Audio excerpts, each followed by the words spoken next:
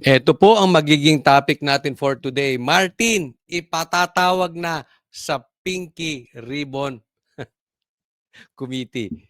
Sa wakas. Sa wakas. O, sana naman, matuloy na. Pangalawa, bongbong, wala nang lusot. Na corner na. Ha? Yung idol ng mga loyalistang adik. Pangatlo, Bong Revilla tinatrabaho ng kalaban sa politika. Since last week pa po ito. Mamaya po ipapakita ko sa inyo paano ginagamit ito para ng mga kanyang kalaban. Oh. Anong style? Magugulat kayo. May parating na malaking balita. Ito. Mamaya explain din nating mabuti. Malaki po ito. Panglima, Sara. Ito matindi. Dawit sa ghost projects. Pang-anim, mga plastic. Ang laki ng kinikita ngayon. Meron daw bigayan dyan. So, ito mga plastic nagsama-sama kaya patuloy pong sumusuporta. Okay? Ako po yung nagpapaalala. Konting lambing po. Baka pwede po. Makasubscribe po kayo. Pakicheck nyo kung hindi pa po kayo nakasubscribe dito sa akin sa YouTube. O i-click nyo lang yung subscribe button. Libre po yan. Sa Facebook naman, follow. O sa mga hindi pa nakaka-follow, doon sa Coach Oli News PH2 sa Facebook at dito naman Coach Oli News PH. Okay? Hindi na po natin pagtatagalin. Diretso na po tayo agad-agad sa ating topic dahil kay Coach Oli, bida ang balita.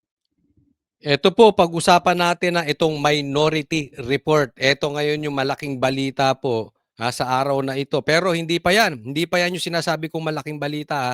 O sige po, pag-usapan po natin ito. Ito ang pinansagang Minority Report ng Senate Minority Bloc ukol Nako. Ito po, kailangan diinan nyo to. Diinan nyong mabuti ito. Huwag nyong kakalimutan. Ikalat nyo po sa YouTube. Ikalat nyo po sa Facebook. Kung meron kayong TikTok, ikalat nyo sa TikTok. O kung meron kayo kung ano man.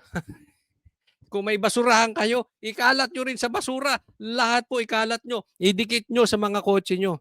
Dahil dito, tumbok na po si Bongbong Marcos. O wala na siyang kawala dito. Lahat po, lahat po ng mga tinatawag nilang mga witnesses, mga kahit palpak na witnesses, itinuturo patungo kay Saldico or patungo kay Tambi or patungo doon sa may question mark. At alam naman natin kung sino tong question mark na ito. Sige nga. Pakisabi kung doon sa mga hindi nakakaalam, sino itong nasa question mark? Sige, ilagay nyo sa comment section. Hindi nyo kilala? Lagay nyo. Sino yung question mark na yan? flood control scandal. Malinaw na nakaturo raw kay dating House Speaker Martin Romualdez ang pananagutan base sa ilang nagsalita sa mga hearing ng Tingnan mo to Tingnan mo tong loko-lokong Bernardo na ito. Kung sino ang itinuturo. Pero hindi niya itinuro si Speaker. Dapat bang paniwalaan tong animal na to? 'Di ba? But anyway, itinuro niya si Saldico. Pero didikit din yan eh. Hindi po pwedeng makakagalaw tong isa pang animal na ito kung walang mas malaking animal. Kung walang crocodile. Mas malaking buhaya. At yung pinakahari ng buhaya yung question mark. Di ba? Hindi ka paniwala. Sa lahat ng mga nagtestigo ito lang yung walang itinuro eh. Kaya naman, tong animal na ito ang kinuha. Ito ang binigyan ng hinihingan si Diskaya. Pinapasok sa witness protection program, hindi pinapasok. Ito yung kompleto. Ilalabas lang natin. Tingnan mo na. Sinong ipinasok nila? Yung hindi itinuro si Saldico. Ay hindi tinuro si Tambaluslos. Ang dapat pinapasok dyan, si Diskaya. Yan ang reliable na witness. Nagturo lahat, pati si Gutesa. Although si Gutesa tumanggi talaga. Kaya itong Bernardo na ito, peking witness to. Subukan mo. Subukan mo ituro niya si Tambi. Wala na to hindi na to gagawing state witness. Ito po, mga kababayan, ito'y maliwanag. Ito'y malawakan. Malawakan po itong pagtatakip doon sa mastermind. Sino pa ba mastermind? E di, itong si Tambaluslos na ito at saka itong si question mark. Kaya dapat yung mga witnesses na inililigtas si Tambi, bitayin. Yung mga politiko na nililigtas si Tambi, bitayin. Yung mga vloggers na nililigtas si Tambi, bitayin. Kumikitang malaki yan. Pangkabuhayan yan, mga animal yan. Ha? Oh. Blue Ribbon Committee. Yung arrows kasi, base sa nagtuturo sa kanya at mababasa niyo nun sa kanilang mga testimonies, individual. Talagang, for example, Gutesa, tinuro si Saldico and Martin Romualdez. Si Diskaya, nabanggit din ang pangalan ni Martin Romualdez. At yung mga iba, si Alcantara, si Bryce Hernandez, pinagtuturo kung sino-sino at papunta lahat sa direksyon ni Martin Romualdez. Ay, kaya nga, di ba? Bakit si Bernardo? Hindi itinuro.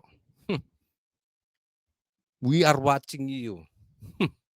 Sinusubukan pa ng GMA Integrated News na makuha ang panig ni Romualdez. Asan ka na, Romualdez? Hindi ka na makapagpakita sa camera kasi baka nangangayayat ka na. Hindi natin alam.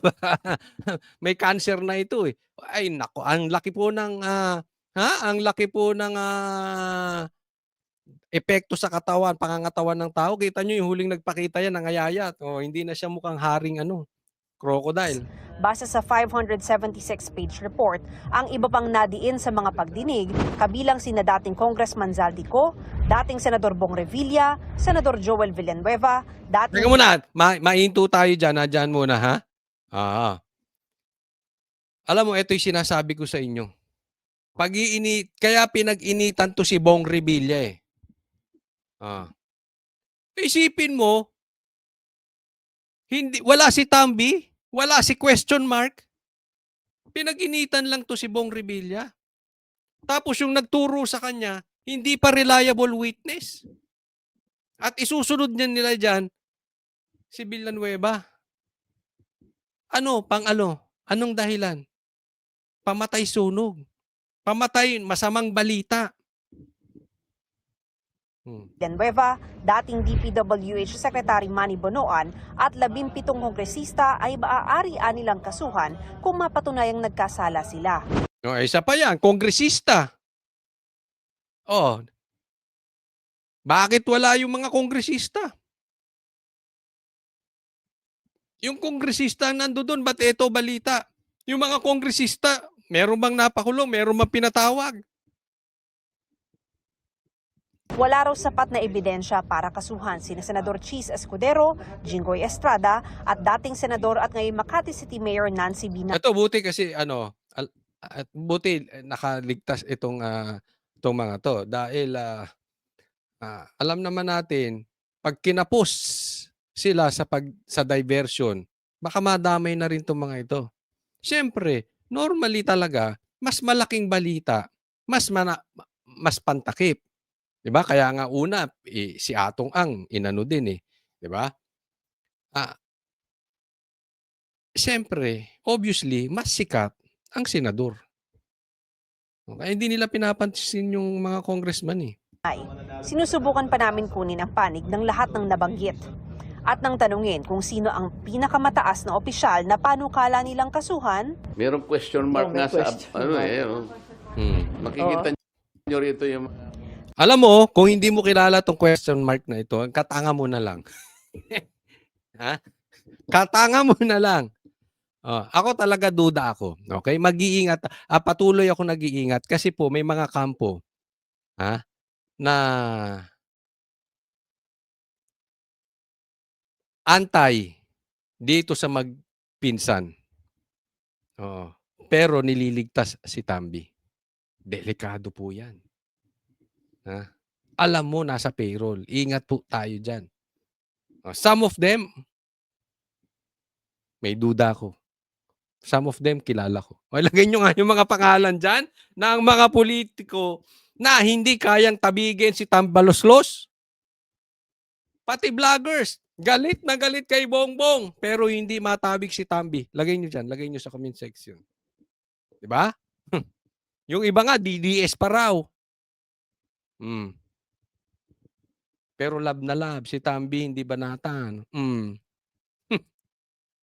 Pirmado ng 6 sa 9 na minority senators ang report na isinumite sa Office of the Senate President noong December 10 dahil dismayado nila sila sa investigasyon ng Senate Blue Ribbon Committee noon. Dismayado raw sina Marcos na hindi dumalo sa pagdinig kahapon at si Marcoleta sa naging takbo ng pagdinig. Hindi raw na-maximize ang paghaharap ni na dating DPWH Yusek Roberto Bernardo na siyang nagturo kina dating DPWH Secretary Manny Bonoan at dating DepEd Yusek Trijev Olaivar. Hindi raw masyado nabigyang pansin ang Cabral Files. Pare-pareho lang. Sila na rin ang sumasagot para sa dalawang kasambahay. Wala rin na bunyag. Ayaw ko sanang magsalita ng makakasakit o makaka-offend sa aking mga kasamahan. Pero yun naman ang nakikita ng mga Pilipino. Nakikita naman natin na parang wala namang pagtutuunan nito. Alam mo may tama dito si Aimee. Naalala nyo, doon sa mga nakapanood, kung hindi nyo pa napanood yung vlog ko kahapon, ay panoorin nyo. Diniscuss ko na po yan. Ako, sinasabi ko, wala pa to wala pa tong minority report na ginawa nila Marcoleta, nila Aimee, at saka nung mga ibang hindi kayang pilipitin ng leeg, itong si Tambaluslos. Sinabi ko kahapon, walang kwenta. Walang kwenta yung ginawa nila dyan sa Pinky Ribbon investigation. Bakit? Napalayo tayo sa mastermind eh. Yun yung paulit-ulit kung pinupunto. Anong klaseng investigasyon kung lalayo tayo sa mastermind? Kaya tayo mga Pilipino, wag tayo magpapaloko. Maglalabas at maglalabas sila ng mga malalaking balita. At magkukulong sila at magkukulong ng malalaking tao para hindi matunton, hindi makulong yung totoong mastermind. At alam na natin yung dalawa. Yan na nga itinuturo na si Romualdez at saka si question mark. Sinabi ko na po yan kahapon. Ngayon, lumabas itong minority report. Pati sila dismayado sa ginawa nitong sila Pinky. Sabi ko, bakit paikot-ikot tayo? Bakit sagot ng sagot si Pinky? Mamaya ipapakita ko sagot ng sagot si Pinky. Hindi naman siya tinatanong. Kabaklaan talaga ng mama na yan. Ay di ba? At saka bakit sabi ko, pag papunta na ron, papunta na tayo doon, bigla yung pinuputol. Anak ng teteng tong mga to. Wala talaga. Imbes na yung mga may kasalanan ay ang matakot, ang mga nag-iingay pa ang sinisindak. Parang baliktad na eh. Sinabi ng DPWH, this is a public document. So sabi ko, how do you validate that? How do you authenticate that? Alam niyo yung sinabi niya? Tinuro ang ombudsman. Turuan na eh. Ayan, binanggit ko rin yung kahapon. Turo kayo ng turo. Meron kayong iniimbestigahan dito. Bakit hindi nyo i-validate? Yan yung sinasabi eh. Tugma ba yung files ni Leviste tsaka yung files ng itong DPWH? Itutugma lang naman. Ang daling kasabihin niya. Lahat. Pasa kay ombudsman. Pasa kay ombudsman. Pasa. Alam naman natin niya si ombudsman. Aram naman din natin ang karakas niyan. But anyway, di ba? Wag na kayo mag-blue ribbon. Ako sa akin lang, tigil-tigilan nyo na investigasyon kung lahat ipapasa nyo sa ombudsman. Ngayon pa lang ipasa na natin lahat sa ombudsman. Gusto nyo pati asawa nyo ipasa nyo na sa ombudsman, mga animal. Pasa kayo ng pasa, turo kayo ng turo. Parang gusto nyo gawing tagapagligtas. Itong si Boying. Hindi ba? Hindi naman kailangan nun. Meron kayong separate responsibilities. Anong purpose nito? Di ba? Eh, ngayon lang tayo kailan ba nauso lahat ng iimbestigahan pasa sa ombudsman, pasa sa ombudsman. Kahit sa Senate hearing. Eh, di anong purpose niyo?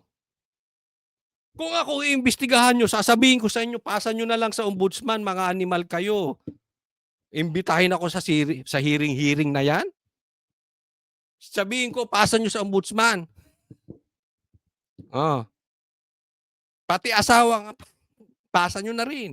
Lalo kung sakit sa ulo. Hindi. Wag niyo papasa yung mga asawa niyo, ha? Delikado yung mga girlfriends, boyfriends pwede. Wag. Delikado yan sa ombudsman. Nakaw! Hindi naman mandate ng ombudsman silang kinakailangan daw ma-forensic. The law does not require a Bakit? forensic. Ikumpara mo lang. It can be considered, it will be equivalent to the best evidence rule. Sabi ni Senate President Tito Soto, pinadala nila sa Blue Ribbon Committee ang report dahil hindi naman talaga ito dapat sa opisina niya pinadala. It has been submitted to my office, then it's unofficial. Kasi dapat magsasubmit ang minority report sa pagkatapos ng committee report, isasubmit yun doon sa Bills and Index, hindi sa akin. Pagkatapos, yung committee report, oo, eh, iba naman to sa minority. Ang pinag-uusapan nila dito yung files. No, magkaiba sila eh. Magkaiba sila ng opinion. Ano ba, tatagal na nilang veterano, di ba? Ang tatagal na nilang legislator, Bakit sa Senate President's Office ipapadala? Pang media, ano silbi nun even a majority report, kahit anong Blue Ribbon Committee report yan, unless tinake up sa plenary, ay wala yan. It's simply a piece of paper. No, yan. So sa makatwid, pasa na lang lahat. Yan yung sinasabi ko, pasa na lang natin sa ombudsman. Gagalit. Siya pa nagsasabing pang media. Allergic kayo? Hindi sinasabi ko eh. At yan din yung sinabi ni Libiste. Allergic. Yung mga animal na talagang magkaroon ng ghost projects investigation. Kaya putol-putol eh. Ano, magpapahinga na naman kayo ng 1 buwan. Tapos ombudsman na. Ay, sus. Sagot naman ni Soto sa pagkadismaya ng ilang minority senator sa pagdinig kahapon. Kanya-kanyang opinion You are entitled to your own opinion. Opinion ng iba, okay lang sapagkat nabuksan. Okay, di ba? Ngayon, merong mga mga nabitawan na pwedeng i-follow up in the next hearing. Kulang na oras Umaten sila sa susunod para yung mga kulang, mapunuan nila. Ayun, nako, nagalit na. Meron na naman binanatan. Ha? Ikaw naman kasi, Aimee, mag-attend ka rin. Oo. Di ba?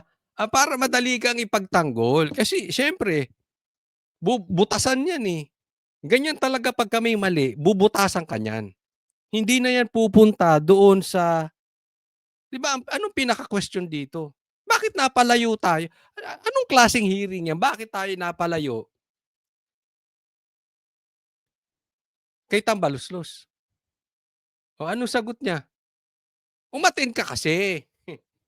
So, butasan. Kaya Aimee, pumasok ka.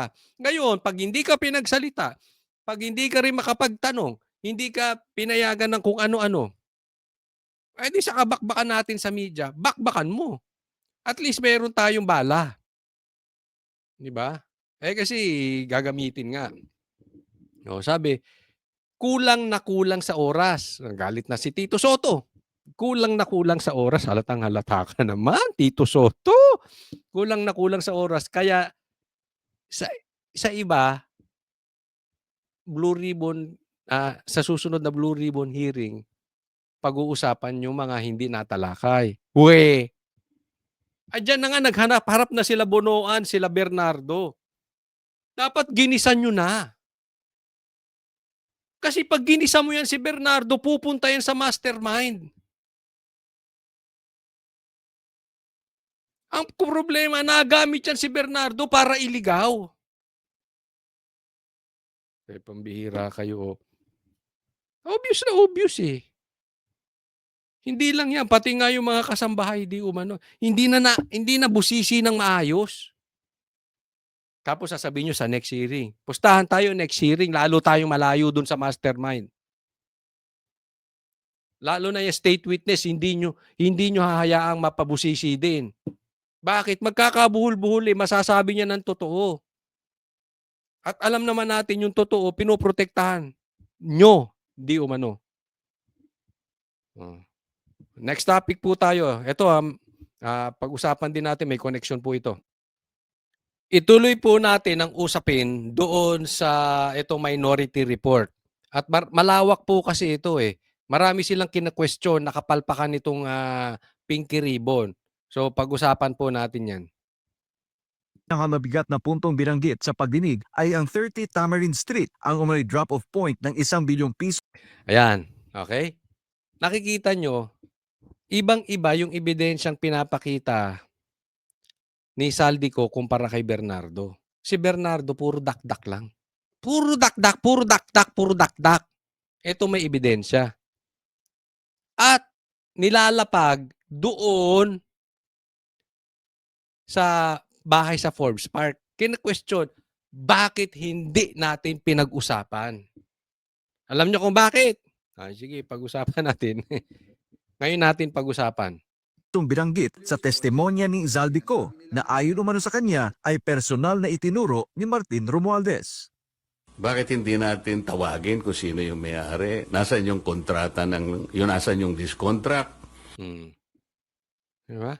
Kasi itinatanggi hindi daw yung bahay ni Tambaluslos. So ang nangyari po parang, sinabi, hindi daw yung bahay ni Tambaluslos. Sino nagsabi? Mamaya ipapakita ko sa inyo. Hindi daw yung bahay ni Tambaluslos. Paniwalaan na lang. Dapat ginisa. Di ba? Nabanggit lang ang pangalan ni Martin Romualdez, natapos na kami.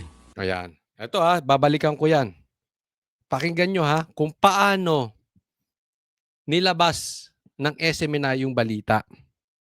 Nabanggit lang si Martin Romualdez, natapos na kami. Bakit? Kung binabanggit yan sa inyo ngayon. Kasi po, mamaya po, papakita ko sa inyo, iba ang pagkakabanat ng ibang mainstream media. Putol. Hindi maganda ang pagka-chap-chap. Yan ang style. Pero ibahin yung SMNI. Ulitin natin. Sige. Ang pangalan ni Martin Romualdez, natapos na kami. Ayun. Alam mo, buong buod nung Blue Ribbon investigation na ganap, nabanggit lang ang pangalan ni Tambaluslos, natapos na kami. Nabanggit lang, napalapit lang doon sa mastermind, natapos na kami. Yun ang buod ng pangyayari kahapon. Batay sa minority report, maraming testimonya ang nagtuturo sa isang direksyon kay Martin Romualdez. Sukol ka na dito, Martin. Kaya nga sabi ko sa inyo, malalaman naman natin kung sinong pumuproteksyon dito. Pakadali. Pag ang politiko nilalayo kay Martin, pinoprotektahan yan. Pinoprotektahan. Pag ang vlogger nilalayo kay Martin, pinoprotektahan yan. Pag ang negosyante nilalayo kay Martin, pinoprotektahan. Check nyo kung sino-sino yung mga politiko, yung mga vloggers, at mga negosyante. Lagay nyo sa comment section sino-sino yan. Kailangan nating yan. Tulong-tulong tayo dito. Hindi kasi ginagawa tayong yung iba dyan, kumikitang payaman. Anong sabi sa amin? Di umano sabi sa amin. Ang laki po ng kinikita niya mga yang animal na yan kay Romualdez. Papayag ba kayo? Sige pa rin na suporta niyo sa mga vloggers na kumikita lang kay Martin? Ito, di ko alam kung ito'y may katotohanan. Pero ang balita sa amin, 1M pa ang bigayan. Animal. Amant. Coach Oli, naiinggit ka? Hindi po. Hindi po. Inoperan din kami niyan.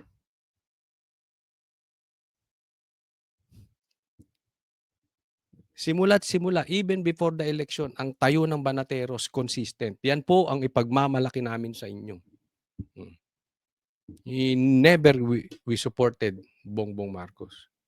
Pasok. Kabilang na ang pahayag ni Zaldico, Diskaya at iba pang testigo.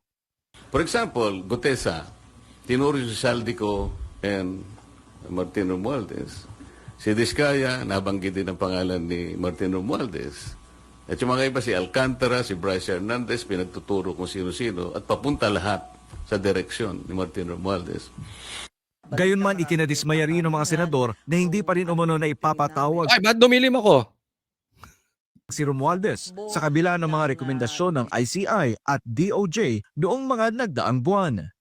So, 2 buwan nang nakaraan, ICI at DOJ, sabi, kasuhan na si Martin at si Saldi. Ang Saldi ko, kinasuhan, pero si Speaker Martin Romualdez, wala pa rin. Di ba? 2 buwan na, kakasuhan ng ICI, kakasuhan ng DOJ. Kakasuhan daw si Saldico at si Martin. Sinong kinasuhan? Animal. Si Bong Revilla. Tapos si Saldico. Si Tambi. Ligtas. Kaya sinasabi ko sa inyo ibang kalokohan itong mga animal na to. Ang kinasuhan sa halip kay Speaker Romualdez sa rekomendasyon ng ICI at DOJ ay si dating Senador Bong Revilla na naserban na ng warrant of arrest, si Senator Joel, si Senator Jinggoy. Nanindigan naman si Senator Marcoleta Diba? Napunta sila sa senador. Villanueva, si Jinggoy din. Si Bong may warrant na. Bong Revilla. Papayag ba tayo sa katarantaduhang ginagawa nitong mga to? Niloko na tayo sa flood control. Niloko tayo sa ghost projects. Pati ba naman ngayon sa investigasyon, lolokohin pa rin tayo? Kaya naiinis ako dun sa mga pumoprotekta Ini-expose natin. Tulungan tayo. Expose natin yung mga vloggers na pumoprotekta kay Tambi. I-expose natin yung mga politikong pumoprotekta kay Tambi. Lantarang panluloko po yan. na handa siyang harapin si Romualdez sakaling ipatawag ito ng Blue Ribbon Committee. I really relish the opportunity that he will be invited by the Blue Ribbon Committee. Yan. Alam mo, no choice No choice. Alam ko, mag-iingay tayo. Ako naniniwala. Sooner or later, they have no choice kung hindi ipatawag yan si Martin Romualdez. Gagalaw yan. Kailangan gumalaw ni Bongbong Marcos.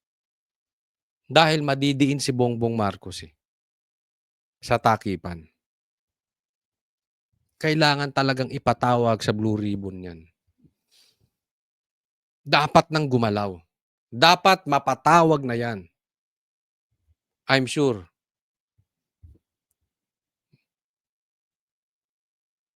Mapapatawag din yan. Ako naniniwala ako sa hustisya. Sooner or later, pagbabayaran ni Martin lahat ng kasalanan niya. And I promise you, you will not be disappointed in the questions that I'm going to ask him. Ang sarap pakinggan nun. And I promise you, you will not be disappointed. Alam mo, ako sa totoo lang, nung hawak ng Blue Ribbon, hindi ako disappointed. Ang ganda. Alam mo kung tuloy-tuloy ang investigasyon that time, nakakulong na si Martin ngayon at si question mark. Although, of course, hindi naman perfect yung investigasyon ni Marcoleta, ha? Lahat naman walang perfecto. Lagi kong sinasabi yan. Pero in totality, ang ganda ng investigasyon. Wala, ang layo talaga ni Pinky Lacson. Habang patuloy ang investigasyon sa Senado, nananatili ang tanong ng publiko. Tutuloy ba ang Blue Ribbon Committee hanggang sa pinakaugat ng umano'y anomalya o mananatili na lamang sa gilid ng usapin? Sa huli, inaasahan ng taong bayan na hindi pangalan, kapangyarihan o posisyon ang magiging hadlang sa paghahanap ng katotohanan. Ay, nako. Okay, next topic po tayo. Oh, papakita ko ito isang diversion. Isa sa mga diversion nila. Ito po, ayan Ito bibigyan natin ng komentaryo. Itong pag-issue ng warrant of arrest kay Bong Revilla and at the same time, yung kanyang pagsuko. Paglabas niya sa Sandigan Bayan, ibiniyahe na agad sa kanyang kulungan si dating Senador Bong Revilla. Ang destinasyon ng convoy sa Quezon City Jail Male Dormitory sa Payatas. Dito, sunod-sunod na nagdatingan ng mga anak ni Revilla. Sa loob ng City Jail, kinunan si Revilla ng mugshot at idinaan sa booking procedure. Binigyan din siya ng dilaw na uniform ng mga PDL o Persons Deprived of Liberty. Ganito ang itsura ng magiging kulungan ni Revilla. 47 square meters ang laki. May 5 bunk beds, kasya hanggang 10 PDLs. May sariling palikuran.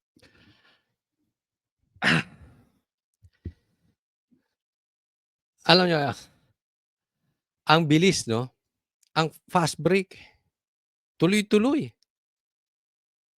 Inimbestigahan, Biyernes, Lunes, ni-raffle, kung sinong hahawak ng kaso. Lunes ng gabi, may warrant of arrest, sumuko na si Bong Revilla. Samantalang yung kay Tambaluslos, wala pa rin. Ito, papakita ko sa inyo na tinatrabaho talaga ito ng mga kalaban sa politika.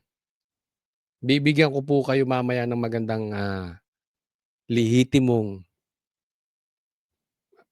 halimbawa o ebidensya. Kasi tingnan nyo ngayon, ipinangako ito eh. Di ba? Ipinapakita na sa media, merong malalaking taong makukulong. Alam mo, hindi po issue dito yung malalaking taong ikukulong. Kasi kung hindi naman yan ang totoong salarin, hindi yan ang totoong may guilty, hindi yan ang totoong may ginawa, hindi rin natin makukuhang ang totoong hustisya. Kaya lang nilabas agad nila to sa media, merong makukulong dito at mga malalaking tao. Kaya ngayon, kailangan pilitin na ang makulong senador, na kahit ang mga congressman ang gumawa ng kalokohan, ang maraming flood control ghost projects nasa Congress. Nakukuha nyo? Siyempre malalaki yung senador eh. Hindi kasi po issue yung malaki.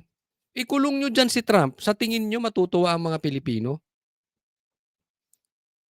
Ikulong nyo dyan yung presidente o mga prime minister ng mga malalaking bansa. Tingin nyo matutuwa ang taong bayan? Hindi ito issue. Kung malaking tao ang ikukulong. Ang ibig sabihin malaking tao, yung mastermind. Napalayo tayo sa mastermind, oh. Kaka-announce kasi. Pinagmalaki nila yung kulungan na yan eh. At hiwalay na shower pero hanggang dibdib lang ang dingding para sa seguridad. Tinitiyak ng BJMP o Bureau of Jail Management and Penology walang special treatment na ibibigay sa dating senador. Commitment ng BJMP yan na walang VIP treatment na mangyayari kahit kanino man hong PDL yan. Talaga hong nasa policy namin na bawal ho talaga yan. And kung may mapapatunayan na gagawa niyan, kakasuhan ho natin at mananagot. Bago raw ihalo si Revilla sa mga nakakulong dito, isasailalim muna siya sa medical quarantine na pwedeng umabot ng 7 araw. Sino kaya ang makakasama niya sa selda? After our assessment, titingnan po natin. But definitely hindi pwede mag-isa sa isang selda. May mga kasama ho siya. Gaya ng ibang PDL, ang allowance ni Revilla sa pagkain, 100 piso lang kada araw. Almusal, tanghalian, merienda at hapunan. Pero ho, kung may dala ho ang kanilang dalaw, ay karapatan din naman ho nila. Basta lutong pagkain at subject to inspection ng ating mga BJMP personnel. Bawal ang sariling cellphone, laptop o anumang gadget sa loob. Kung may electronic dalaw o online hearing, may papahiram naman daw na gadget ang BJMP. Susundin din daw ni Revilla ang oras ng dalaw tuwing Martes hanggang Linggo. Bukod kay Revilla, dito rin iniutos ng Sandigan Bayan na ikulong ang 4 na iba pa niyang kapwa akusado sa kasong malversation at graft kaugnay sa Ghost Project sa Pandi, Bulacan. Yan ay ang mga kawani ng DPWH Bulacan 1st District Engineering Office na sina Assistant District Engineer Bryce Hernandez, mga engineer na sina JP Mendoza at RJ Domasig at ang accountant na si Juanito Mendoza. Kasama nilang 5 Tingnan mo, trinabaho talaga, no? Kaya kita mo, alam ni Senator Bong Revilla na tinatrabaho siya eh. Ha? Sumuko agad. Hindi naman pinatagal. Paglabas ng warrant, nagkusang loob, sumuko. Di ba? Handang harapin. Dahil alam niya, ito ay paninira ng mga kalaban sa politika. Diversion. ang 7 iba pang DPWH officials na ikinulong dito noong Nobyembre dahil naman sa maanumalyang flood control project sa Oriental Mindoro.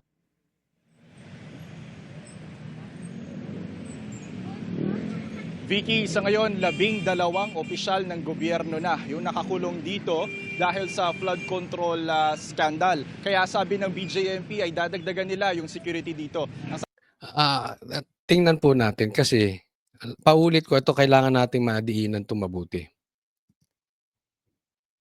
Dapat ang panagutin dyan yung DPWH. Tapos, yung mga congressman, alam naman natin silang trumabaho niyan eh. Under their bossing. Under yan dun sa bossing nila. Diba? Under yan dun sa master buaya. Tapos gumalaw, nagtrabaho, etong mga galamay niya na mga congressman. Trinabaho through the DPWH. Oh. Kaya sabi ko sa inyo, yung mga witnesses, walang kwenta yan eh. Kasi pinapalayo tayo. Diba? Pakita ko sa inyo ngayon na talagang tinatrabaho si Senator Bong Revilla. Ito po, pinapakalat ngayon sa social media. Bigyan natin ng komentaryo.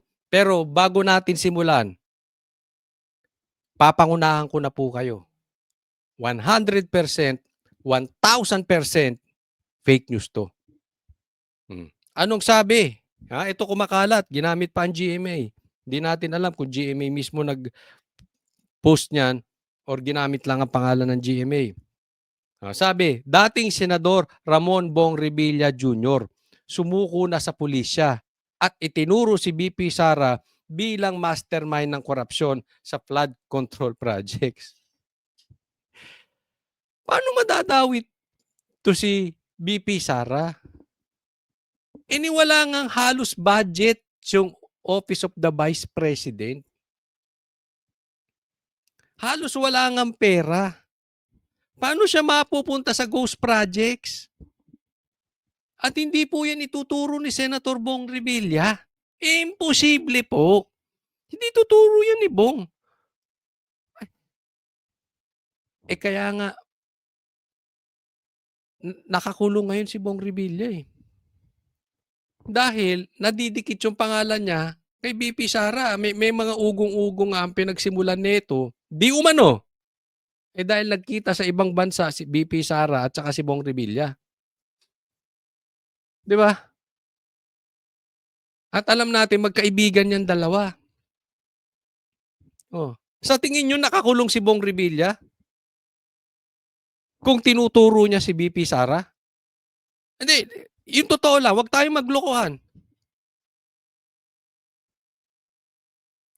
Kung tinuturo ni Bong Revilla si BP Sara, baka pinapaliguan ng pera to si Bong Revilla, hindi ito nakakulong. Hindi ito mababanggit. Protektado to. Kung binabanatan niya si BP Sara, naman. Huwag nga kayong tanga.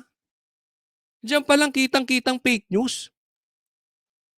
At hindi lang to obviously fake news.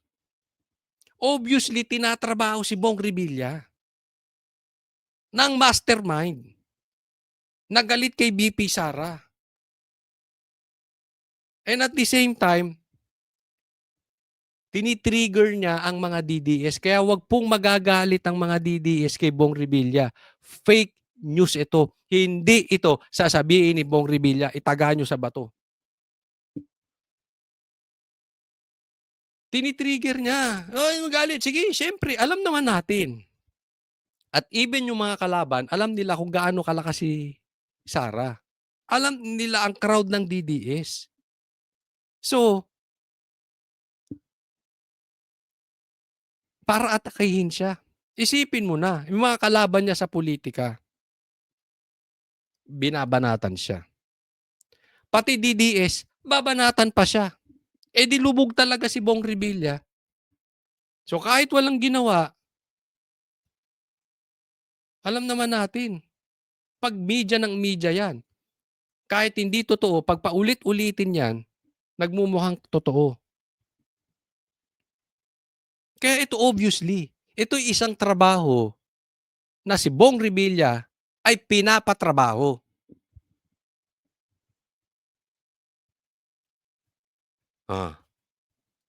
Di ba? Eh di lahat galit sa kanya. Tsaka, ang kalokohan ano? Sobrang napaka-imposible na magkakaroon ng ghost projects.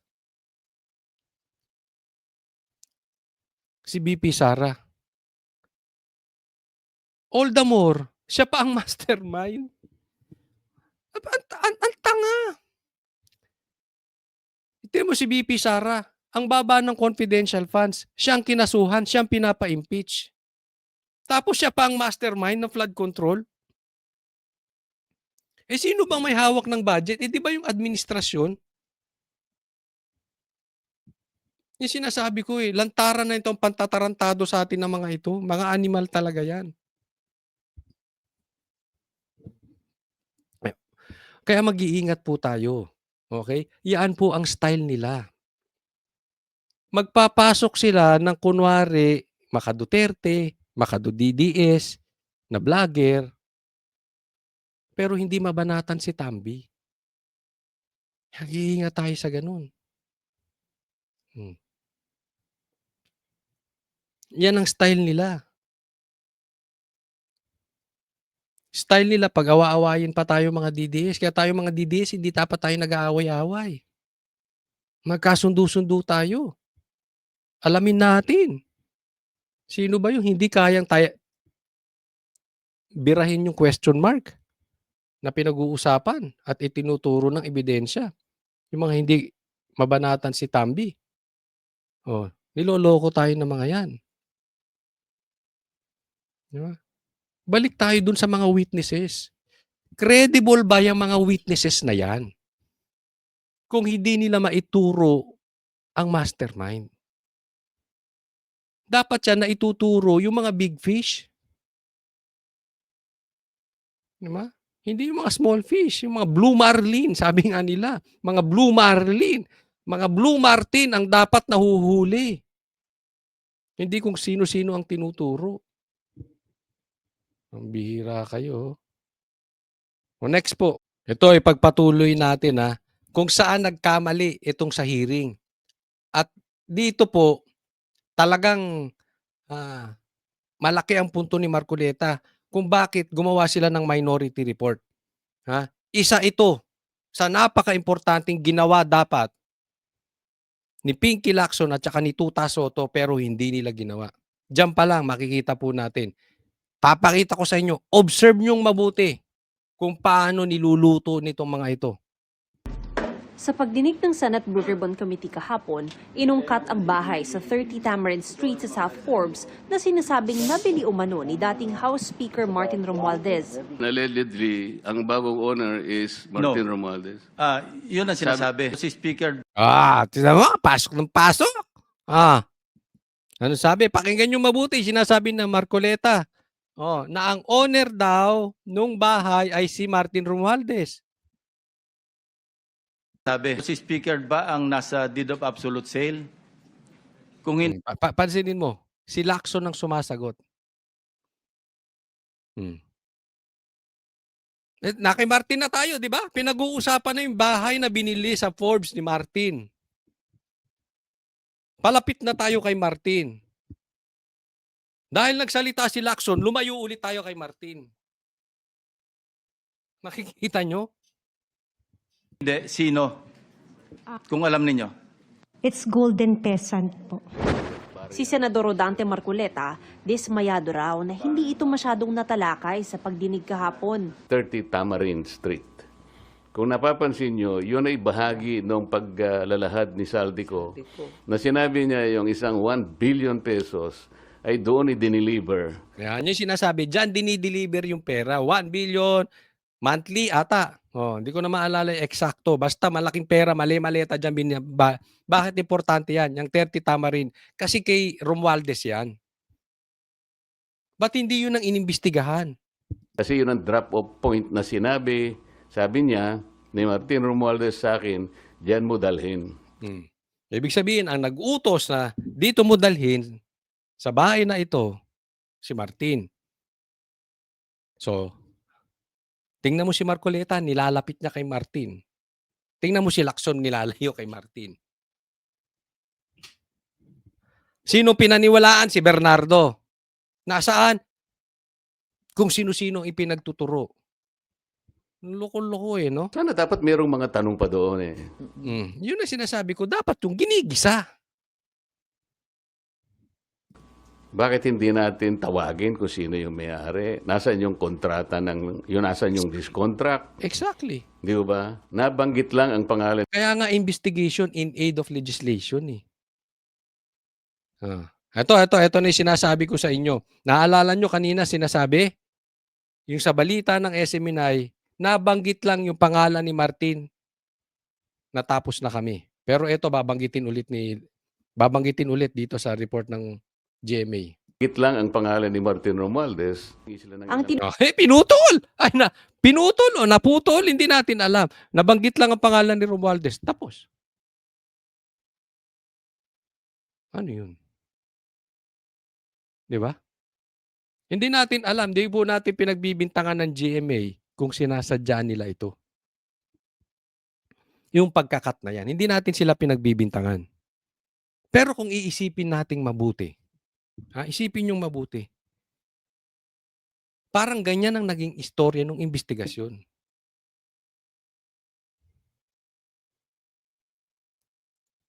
Pag iimbestigahan na at palapit na kay Martin Romualdez, cut!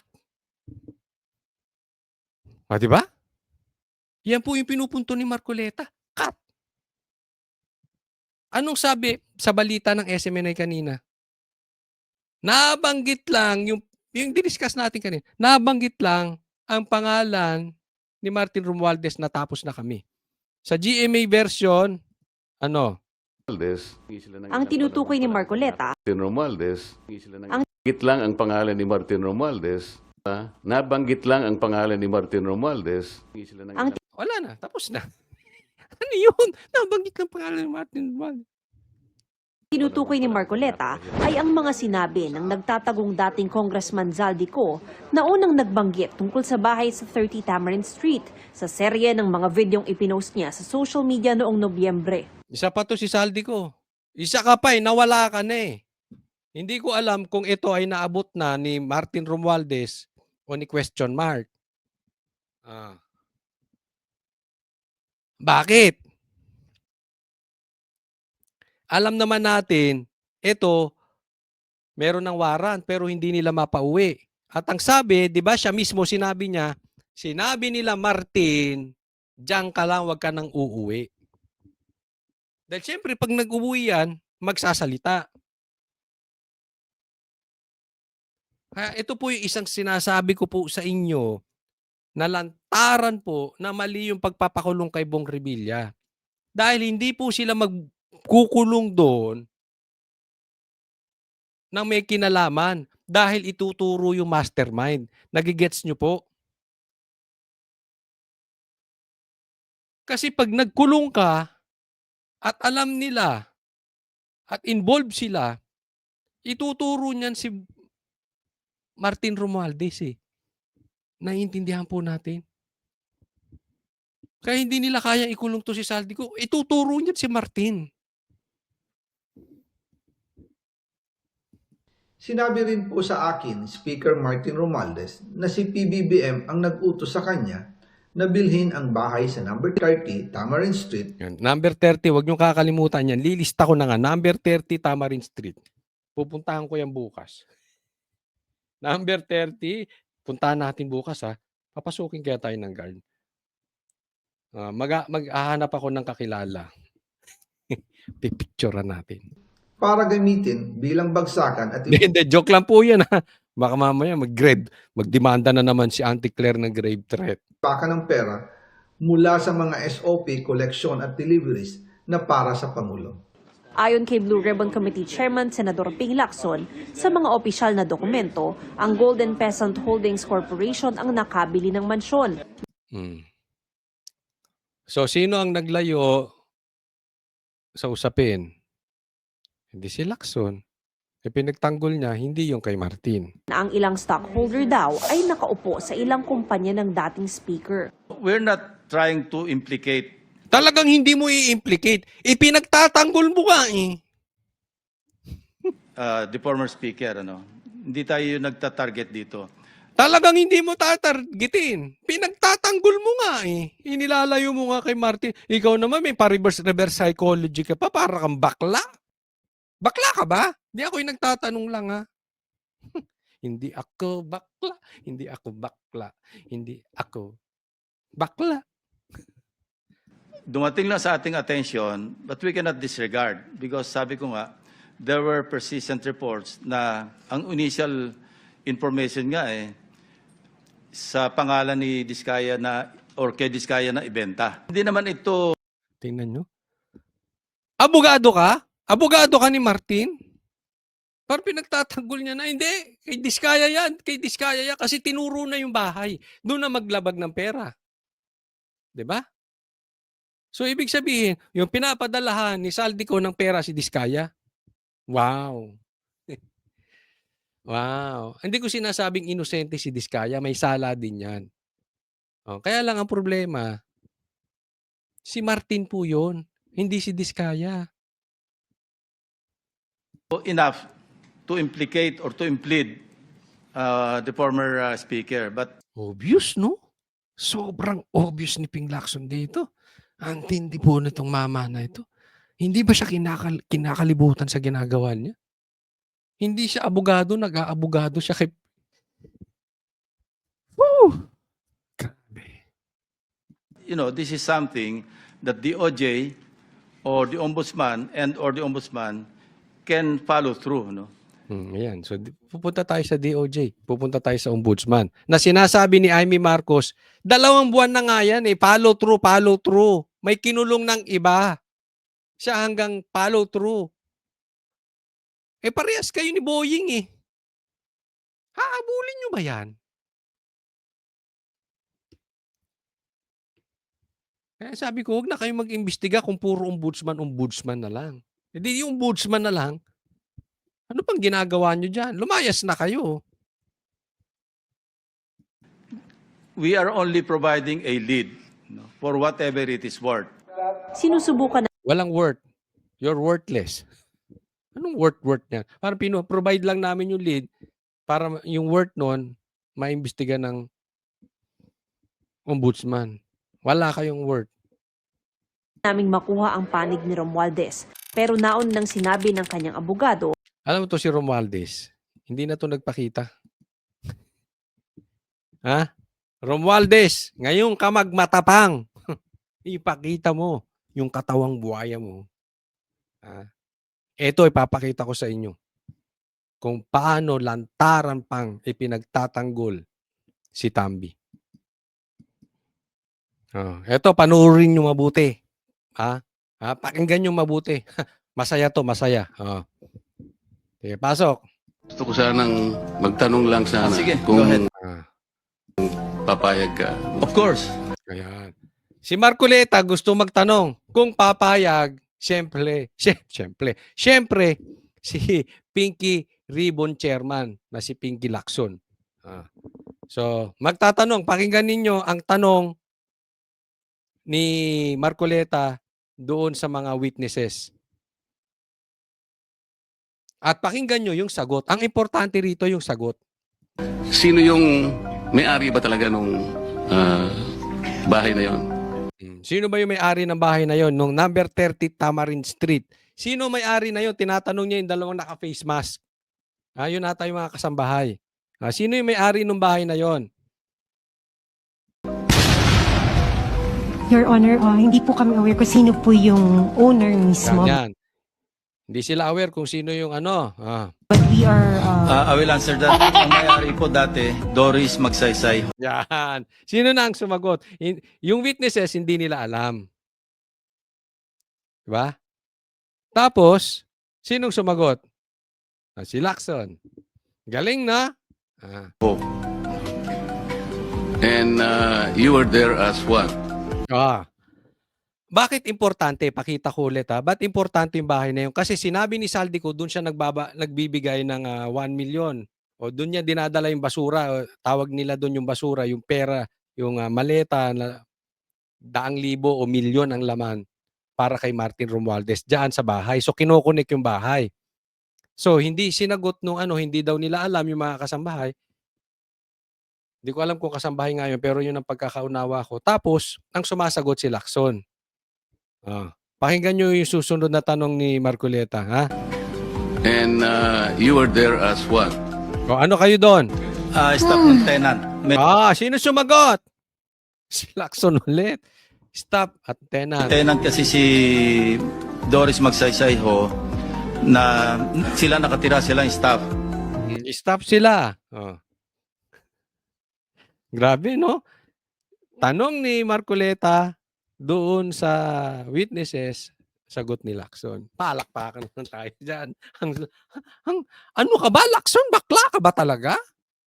Hindi kasi, epal ka ng epal. Hindi ko naman sinasabi lahat ng bakla epal, Oo, meron yung sabi nga ni Sir Jack, meron yung mga bading. Yun yung mga bad na bakla. Meron din yung guding. Hindi naman sila epal. So, hindi ko nila lahat. Pero ito parang bading. Parang baklang epal. Hindi ikaw ang tinatanong. Alam mo, kung ako sa'yo, Lacson, alisin mo na yung mga testigo. Anong purpose niyan? Anong purpose niyan mga testigo na yan? Kung ikaw ang sasagot. Di buti pa, magharapan na lang kayo ni Marcoleta, ikaw na sumagot. Niloloko nyo kami So nung nabenta, existing pa yata yung lease contract, so hindi sila umaalis. Pero pinipilit silang umalis nung bagong owner. And allegedly, ang bagong owner is Martin Romualdez. Yun ang sinasabi. Yun ang sinasabi mo. So dahil ang bagong owner, si Martin, pinapaalis na sila doon dahil nabili na yung bahay. Ang bagong owner si Martin. Sinong sasagot? Of course! Si Pinky Lacson. Yes. At referring to Diskaya. No, let's based on documents.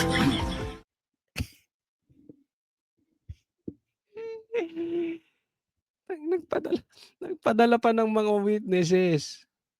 Naka-face mask pa, nakatakip pa. Si Lacson din naman ang sasagotan ni di ba? Hindi pa ba kayo convinced kung paano dinadivert? Dapat siyang ginigisa. O patingin ng mga papeles. O kanino ba nabenta? May paper trail yan May mga evidence yan.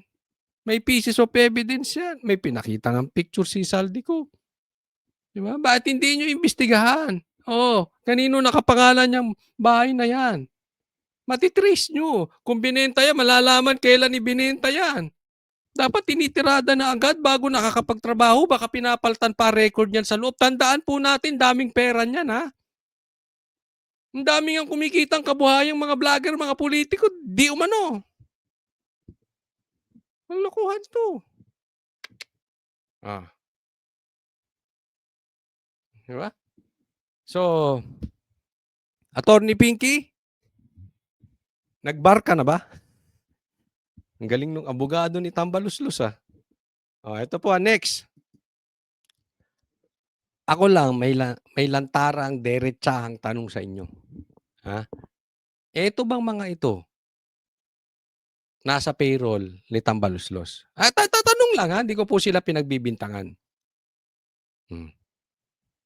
Sige, pakisagot.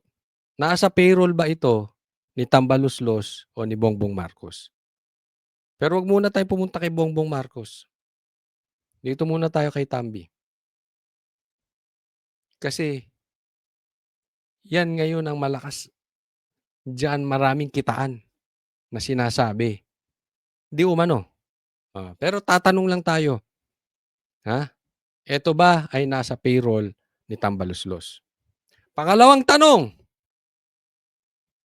Binabanatan ba nito si Tambaluslos, itong mga taong to? Tanong lang naman. Bakit? Meron kasi silang sasabihin. Ito yon.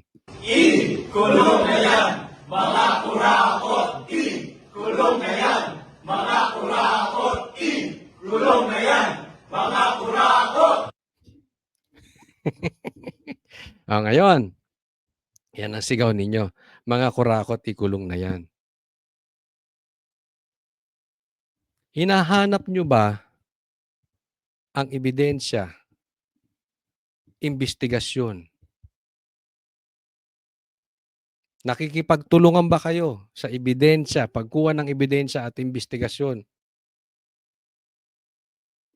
para matukoy di umano ang mastermind ni si Tambaluslos? Yung mga nasa witnesses, tinuturo na nga si Martin Romualdez as the mastermind. Question mark pa yung isa. Alam naman natin kung sino yung question mark na yun, na si Adik. Pero dito muna tayo kay Martin. Nagawa nyo ba? Kasi lalabas kayong plastic, sisigaw kayo ng kulong na yan, mga kurakot, kulong na yan. Tapos hindi nyo mabanatan si Martin. Anong kaipokrituhan yan? Anong kaplastikan? Kung hindi nyo mabanatan. Kaya oobserbahan ko kayong lahat. Diba? Doon na lang kay Martin. Pero gano'n na rin kay Marcos. Paano kung lumabas si Marcos? Kasi doon na rin patungo yan eh. Ang tinutukoy lang ngayon si Martin. Pero pag natukoy na yan si Martin, sino kasunod niyan? Si Marcos na. Pag si Marcos ba ang natukoy, isisigaw nyo pa rin yan? Ayaw nyo nga maalis si Marcos eh. Dahil ayaw nyong maupo si BP Sara. Paano kung siya ang tinuturong kurakot? Isisigaw nyo pa rin, ikulong na yan?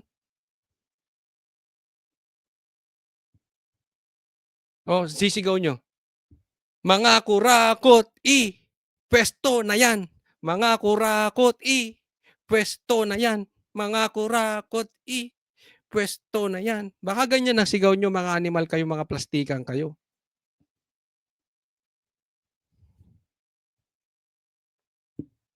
Diba? Akala nyo naluloko nyo taong bayan. Alam mo, kayo mga pinklawan, alam ko hindi naman lahat ng mga pinklawan mahina ulo. Hindi naman lahat ng pinklawan ginagamit nila ang kanilang utak. Yung iba dyan matatalino. Alam nila na itong mga liderato nila, wala nang tayo. Alam nila itong mga liderato nila, wala nang paninindigan. Gumising po kayo. Pinagluloloko na kayo ng mga iba sa mga liderato ng mga pinklawan. Maraming salamat po. Huwag pong kakalimutan na doon sa mga hindi ko pa po subscriber. Subscribe po kayo dito sa YouTube at sa Facebook naman. Follow po. Maraming salamat po. God bless everyone.